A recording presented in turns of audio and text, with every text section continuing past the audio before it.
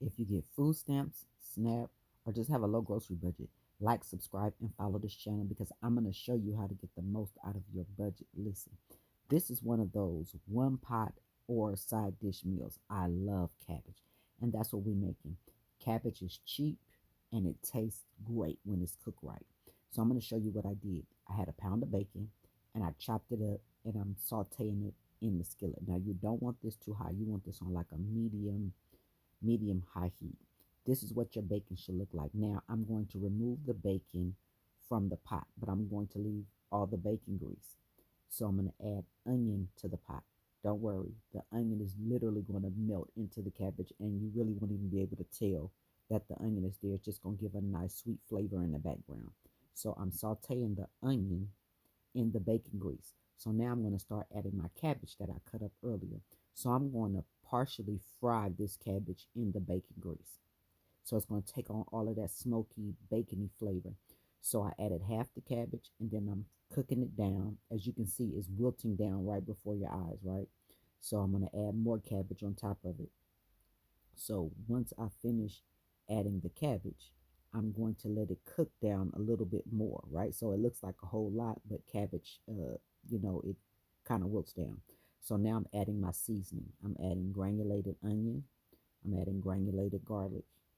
I'm adding a little bit of chicken bouillon.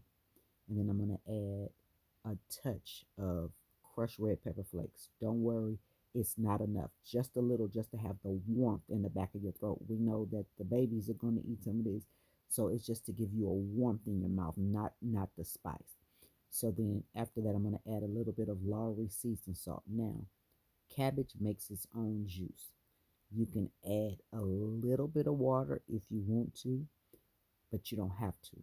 So once I mix all of my seasoning together, I'm going to turn the heat down low, and then I'm going to add my bacon back into the pot. So that bacon that we cooked earlier, I'm going to add that back into the pot, and I'm going to mix it up. And that's why I say this could be a one pot meal in itself. Make you some cornbread muffins. This is a meal all by itself.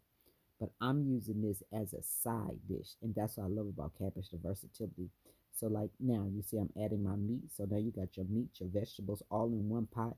Make a pot of cornbread. Boom, that's a meal. That's a quick dinner.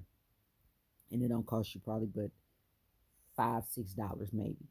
Now the bacon is not necessary, but I highly recommend it. Now let's say you didn't want the bacon, but you wanted the smokiness.